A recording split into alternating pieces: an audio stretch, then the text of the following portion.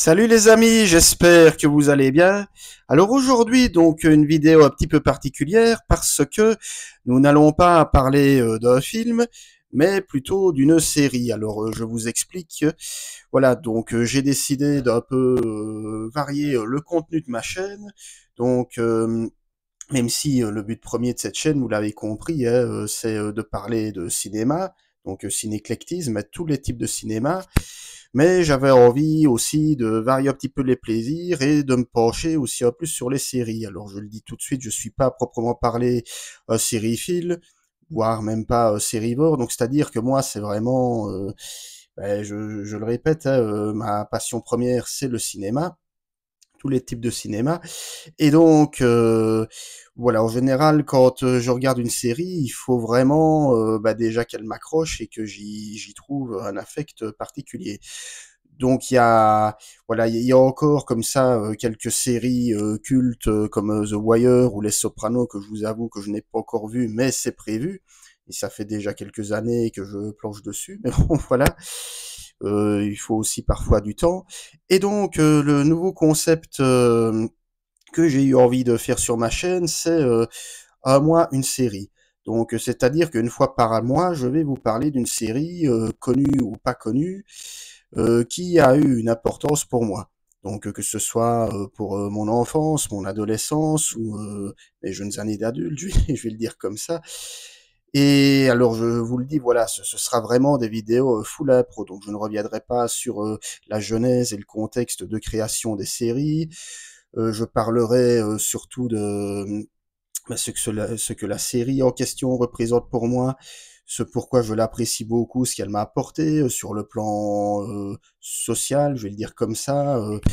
Donc il y aura pas, enfin je veux dire, il y aura un petit peu moins de travail entre guillemets que pour mes critiques sur les films. Mais voilà, mon but ce sera de toute façon, comme je le fais déjà pour les films, de vous faire partager mon amour pour telle ou telle série. On verra un peu ce que ça donne, si ça vous plaît ou pas. Mais n'hésitez pas à le faire savoir dans mes commentaires. Donc voilà, donc début donc d'une nouvelle formule, un mois une série. Et alors j'ai décidé de vous parler une série animée que vous connaissez tous, hein, donc qui existe depuis 35 ans maintenant, mon âge quasiment, ou presque, puisque j'ai décidé de vous parler donc des Simpsons.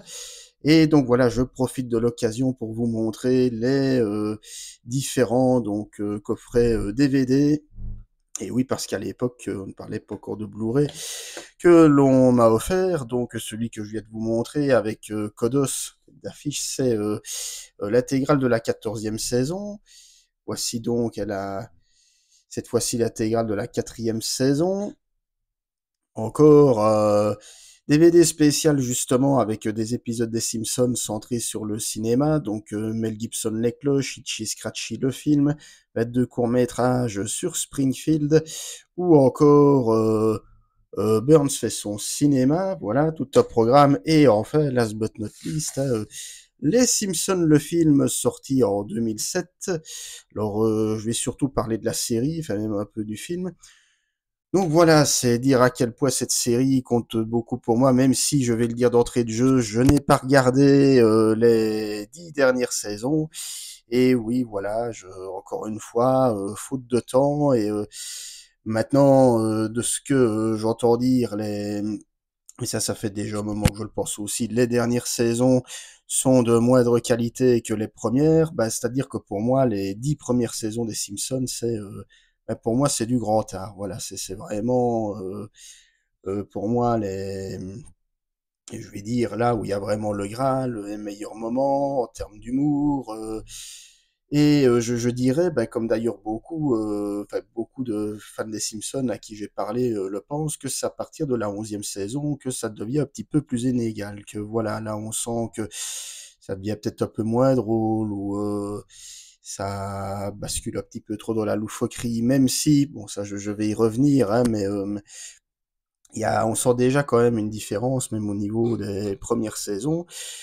Donc, et en plus, il faut savoir qu'à l'époque où j'étais petit, ça passait tous les jours sur la chaîne belge Club RTL. Et d'ailleurs, les épisodes repassaient en boucle, hein, c'est-à-dire que vraiment, ils repassaient année après année l'intégrale de la série, donc ce qui faisait que je regardais vraiment chaque fois tous les mêmes épisodes, mais ça ne me dérange absolument pas, au contraire, il y en a même que je connais quasiment par cœur, que je vais dire comme ça, donc il faut savoir aussi que c'est une série que j'ai pas pu regarder de suite. En fait, j'ai pu commencer à la regarder à l'âge de 10 ans, donc en 1999, donc très exactement 10 ans après le lancement de la série, hein, en 89.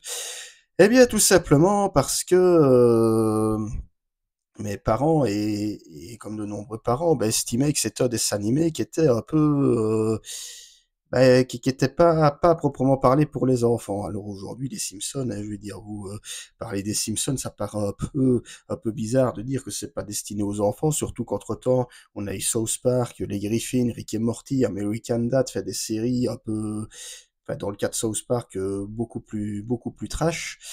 Mais à l'époque, les Simpsons, moi quand j'étais gamin, c'était un peu mal vu par beaucoup de parents, et beaucoup trouvaient que c'était grossier, vulgaire, notamment le personnage phare, et vous le connaissez tous, Homer Simpson, qui était vraiment vu comme beaucoup de parents comme l'archétype de l'américain beauf, vulgaire, mauvais père aussi, hein, vu que c'est un running gag de la série, hein, Homer qui étrangle Bart, son fils, voilà.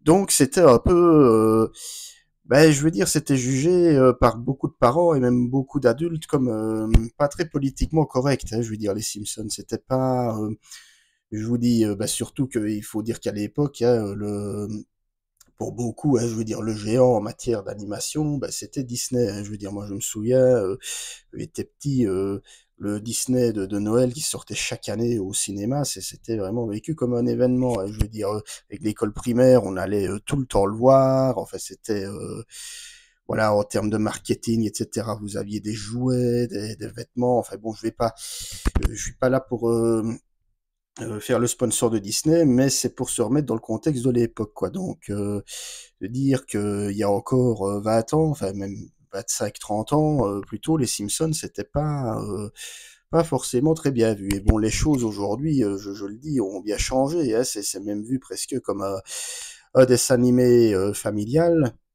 D'ailleurs, comme l'avait très bien dit lors d'une interview d'il y a quelques années, je crois que c'est à l'époque de la sortie des Simpsons le film, donc en 2007, Philippe Peytieu, donc la voix française d'Homer Simpson, également pour la petite anecdote de Danny DeVito, disait que ce qui faisait l'un des principaux intérêts des Simpsons, c'est que c'est contrairement voilà à South Park ou Beavis et Butthead, c'est que les Simpsons c'était vraiment ça pouvait toucher un large public, c'est-à-dire que les enfants pouvaient rigoler des gaffes de mère, des comportements turbulents de Bart, et en même temps les adultes pouvaient également comprendre tous les références et les clins d'œil à la pop culture, aussi au film, parce que ça, je vais y revenir, mais il y a énormément de références et de clins d'œil cinématographiques dans les Simpsons, c'est peut-être ça aussi qui fait que ça me touche beaucoup.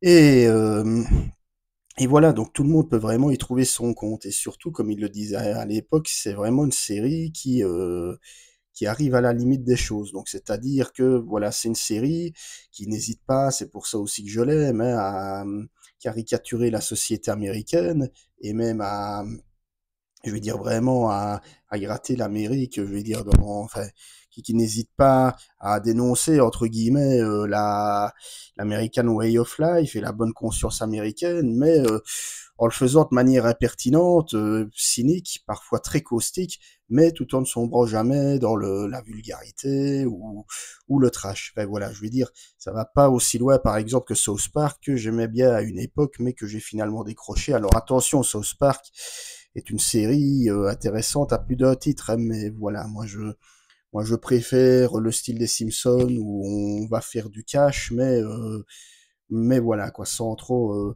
on fait pas du cash pour faire du cash quoi. Je veux dire, on va pas sombrer dans le vulgaire pour sombrer dans le vulgaire, donc vraiment. Donc je le disais tout à l'heure, ce qui me plaît aussi, c'est que c'est une série où il y a énormément de références à la pop culture, hein, que ce soit, il y a eu de nombreuses guest stars hein, aussi qui sont passés par là. Hein. Il y a eu les Rolling Stones, Elton John, Mark Hamill, Stephen Hawking, enfin, vraiment tous des gens de n'importe quel milieu. Et aussi, chaque épisode traite à chaque fois de un thème bien particulier, hein. Je veux dire, on a notamment un épisode qui était plutôt drôle, où je veux dire où Homer devient le garde du corps du maire Quimby de la ville de Springfield.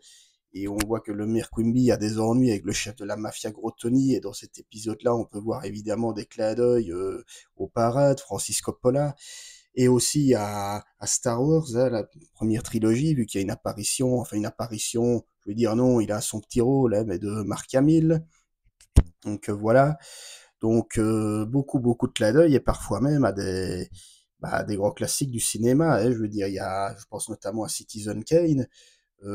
Quelqu'un d'ailleurs qui me disait qu'il y avait, alors je sais pas exactement combien il y a de références, parce qu'il y a quand même en tout pas loin de 35 saisons maintenant, mais il y a oui, au moins par saison, un ou deux petits clins d'œil à Citizen Kane, aussi à La mort aux trousses, à Psychose, aux Aventuriers de l'Arche perdue. Donc ça brasse vraiment très très large, et surtout ça traite un peu de tous les domaines, hein. Je parlais tout à l'heure société américaine, il y a pas mal d'épisodes justement sur l'église, où on voit les Simpsons aller à la messe le dimanche, et Homer, ça l'ennuie. Un très bon épisode d'ailleurs qui s'intitulait Homer l'hérétique, où Homer refuse d'aller à la messe. Ça prend des proportions voilà, absolument gaguesques. L'école militaire aussi, hein, épisode où Bart est envoyé à l'armée, où Lisa décide de le suivre parce qu'elle se reconnaît un peu dans la mentalité de l'armée.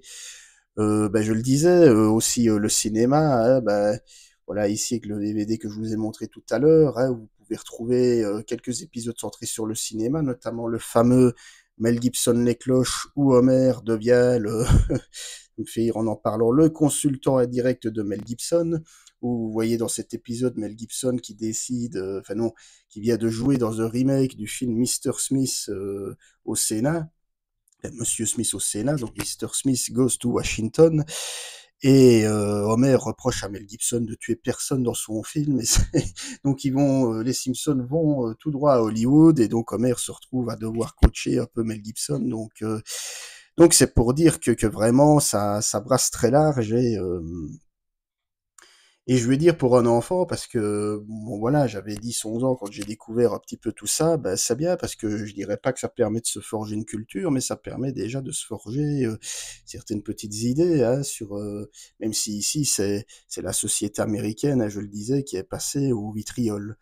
Et alors l'avantage, c'est que quand on redécouvre les épisodes quelques années après, eh bien, c'est qu'on perçoit beaucoup plus les références à la pop culture, et également les jeux de mots, et aussi parfois un peu l'humour, hein, parce que voilà, et aussi les Simpsons, je ne l'ai pas encore dit, mais ça traite aussi de sujets, voilà, ça traite aussi par moments de la sexualité dans le couple, hein. Il y a comme ça quelques épisodes qui sont centrés sur la relation de couple entre Homer et Marge, voilà, qui subissent des pannes dans leur couple, on va dire comme ça. Et je pense aussi que c'est ça qui a un peu à l'époque, bon, ça a pas scandalisé, hein, je veux dire, voilà, ça n'a jamais été interdit ou quoi que ce soit, mais qui a peu fait regresser pas mal dedans, à des dessins animés comme ça qui traitent de sujets adultes, comme je te disais.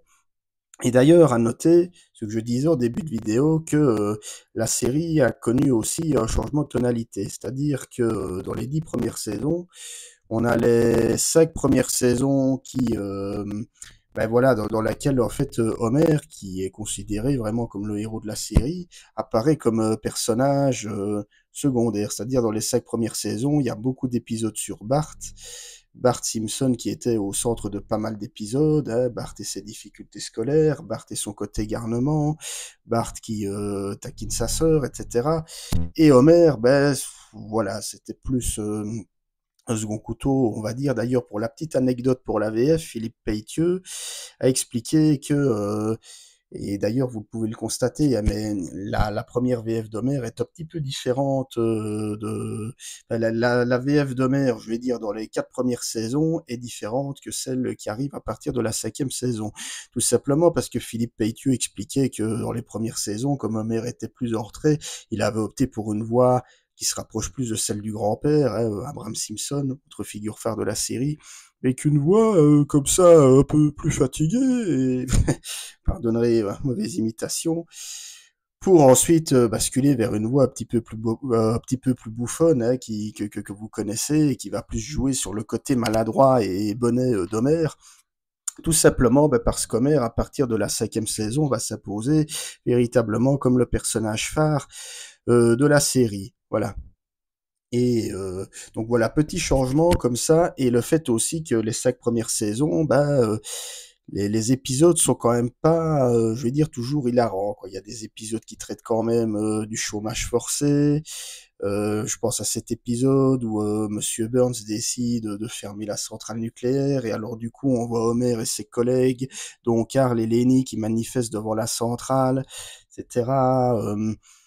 Également aussi, il y a le fameux Bardomo, ouais, je reviendrai après sur les personnages secondaires, qui à partir de la saison 6 voilà, est un lieu qui est devenu un petit peu plus coloré, où il y avait pas mal de blagues et de situations drôles, etc.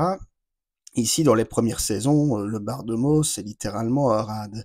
Mais un rade, voilà, je veux dire, un rade pouilleux comme ça, sale, où on voit d'ailleurs que outre Homer et Barney, qui sont les clients habitués du bar, on voit deux autres, je vais dire, à côté, je veux dire, qui dorment sur le comptoir, donc on sent que c'était pas, il y avait un côté comme ça, je vais dire, un petit peu plus glauque, et c'est vraiment à partir, je dirais, de la saison 6 que là, vraiment, on bascule dans le bon sens du terme, hein, mais un peu plus dans la loufoquerie, avec notamment des épisodes dans lesquels Tighty Bob, Sideshow Bob en VO, euh, veut se venger de Bart qui a déjoué son plan lorsqu'il sortait avec sa tante Selma, donc la tante de Bart et de Lisa Simpson.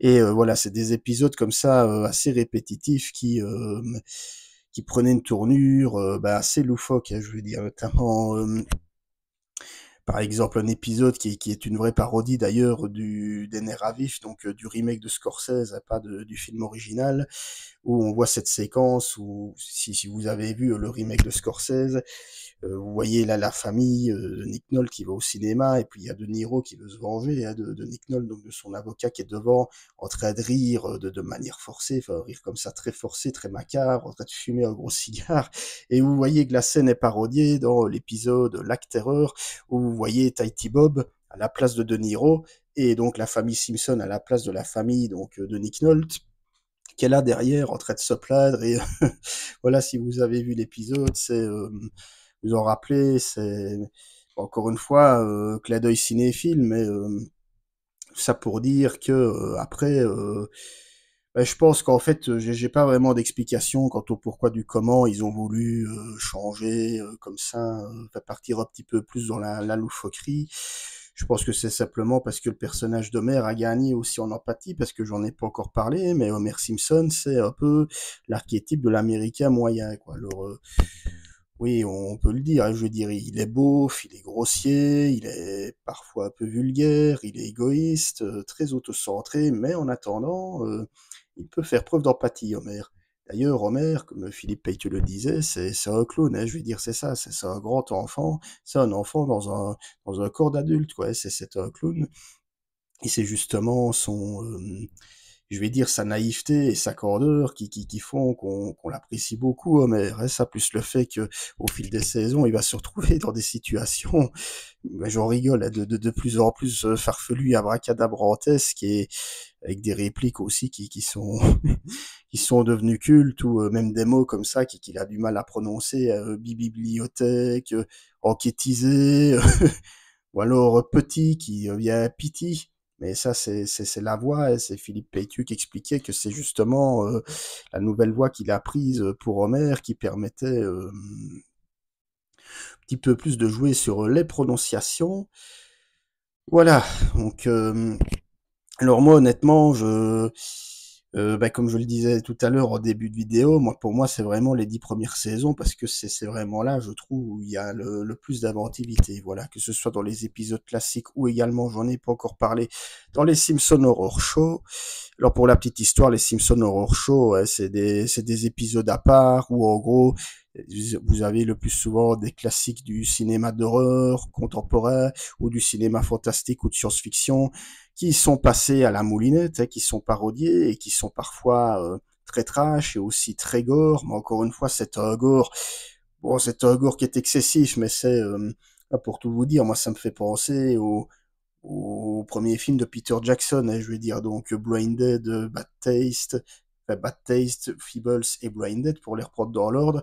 Pour moi, c'est des comédies gore, je veux dire, vous voyez par exemple, je vais dire Homer dans un épisode d'Halloween qui va tirer sur un zombie, puis vous allez voir, je vais dire, l'intestin du zombie qui va jaillir comme ça du corps et qui va continuer à se déplacer un petit peu comme dans Blinded de Peter Jackson. Donc voilà, c'est quand même, c'est parfois excessivement gore, mais voilà, c'est drôle, je veux dire, ça reste dans l'esprit parodique. Alors personnellement, moi, dans les horror shows, moi, il y en a un, je pense qu'il c'est l'un des plus cultes qui m'a bien marqué, c'est celui qui parodie Shining, où vous voyez Homer à la place de Jack Nicholson, qui à un moment donné va grimacer. Et alors Homer va voir la grimace qu'il fait dans le miroir, il va se faire peur en lui-même, quoi. C'est une scène qui m'a toujours fait rire. Et voilà, entre autres, celui aussi qui parodie Freddy Krueger, donc les Griffes de la Nuit, où vous voyez Willy le jardinier qui s'en prend aux enfants de l'école primaire de Springfield, donc vraiment beaucoup beaucoup d'idées. Alors je suis pas fan de tous les horror shows, je veux dire, il y en a certains qui voilà, que je trouve un peu poussifs, un peu inégaux, mais dans l'ensemble, voilà, il y en a aussi des bons, mais moi je préfère vraiment les épisodes qui sont centrés, je vais dire, sur la famille Simpson ou sur Homer. Peut-être un peu moins sur ceux centrés sur Lisa, mais il y a aussi, je n'ai pas encore dit, le fait que, en fait, un épisode des Simpsons, en fonction du personnage de la famille sur lequel il est centré, il va prendre un aspect différent. C'est-à-dire que si c'est centré, pardon, sur Homer, l'épisode va être un peu plus loufoque. Si c'est sur Marge ou sur Lisa, il va être un petit peu plus sérieux, un petit peu doux, amer, plus doux amer, quoi. Voilà, notamment dans les épisodes sur Lisa où il y a beaucoup sur le fait qu'elle est une surdouée et qu'elle en souffre parce qu'elle n'est pas bien intégrée dans son école, que dans sa famille elle n'est pas non plus très bien considérée. Un peu pareil avec Marge, son statut de femme au foyer qui des fois l'ennuie un petit peu et que quand elle décide de prendre des initiatives ou de se lancer dans quelque chose, c'est pas souvent très bien vu par son entourage. Vous avez les épisodes centrés sur Bart, où là c'est plus des épisodes, voilà, il y a un côté, je vais dire comme ça, un petit peu Goonies ou quoi, donc c'est souvent des épisodes un petit peu plus turbulents, un peu plus à la Denis la Malice, je vais dire, je pense à un épisode notamment qui aussi partie de mes préférés, qui s'appelle Le citronnier de la discorde, qui est d'ailleurs inspiré de la guerre des boutons, je veux dire, film français culte. Voilà. Et donc voilà, chaque épisode, je vais dire, a sa propre tonalité. Alors c'est une série où vous avez parfois aussi des personnages secondaires qui occupent le premier plan. Je pense notamment à Monsieur Burns, le patron d'Homer qui est représenté entre guillemets comme le en méchant de la série, mais de manière nuancée. Monsieur Burns et son homme à tout faire, Smithers, secrètement amoureux de lui, s'il a du mal parfois à se contenir, on va le dire comme ça, centré aussi parfois sur Ned Flanders, le voisin comme ça catholique d'Homer, que Homer ne peut d'ailleurs pas supporter et qui pourtant est peut-être son meilleur ami, je veux dire, mais et Flanders, qui est peut-être pour moi l'un des personnages les plus intéressants de la série, je le disais vraiment, l'archétype de l'américain, voilà, catholique, républicain aussi, voilà, très prude, et en même temps aussi, c'est un peu le problème de Flanders, c'est il est beaucoup trop gentil, quoi. C'est d'ailleurs ce qui fait qu'il est souvent la victime malgré lui d'Homer. c'est qu'il est totalement incapable de dire non. Homer, ben voilà, il accepte de prêter des objets à Homer qui ne va jamais les lui rendre. C'est voilà, donc après c'est on en joue, je veux dire, il y a pas mal aussi de situations comiques et dans lesquelles Flanders, il y a vraiment le souffre-douleur d'Homer.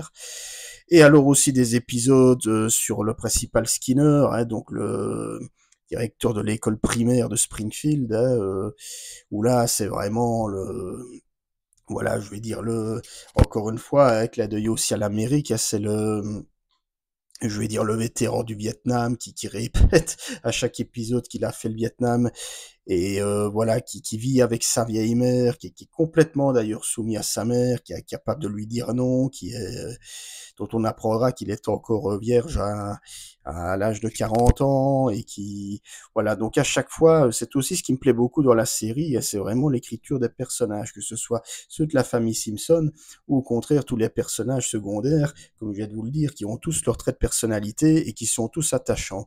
Il n'y a pas vraiment de personnage détestable, je veux dire, quand on pourrait le dire. Alors peut-être, où là je trouve que c'est purement personnel, mais il y a peut-être un petit peu trop d'épisodes sur lui. En plus, c'est toujours la même chose. Donc, Krusty le clown, le héros de Bart, enfin l'idole de Bart, où il y a je ne sais combien d'épisodes sur le comeback de Krusty à la télé. C'est bon, il y en a qui sont pas mal, mais je veux dire, au fond, c'est voilà, je trouve que pour moi, c'est peut-être pas le personnage le plus intéressant. On a très vite fait le tour, contrairement, ben voilà, à Flanders, qui lui, pour le coup, va connaître une vraie évolution au fil de la série.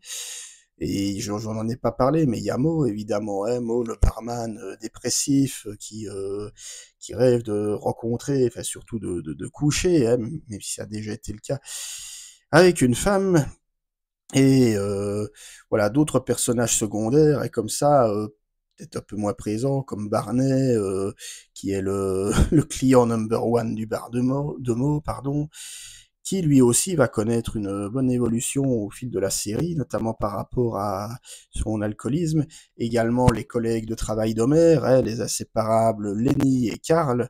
Il y a Milouz aussi, le meilleur ami de Bart, les parents de Milouz, le vendeur de BD, le chef Wiggum. Bon, je vais pas tous les citer, mais en gros, c'est vraiment une série qui brasse large.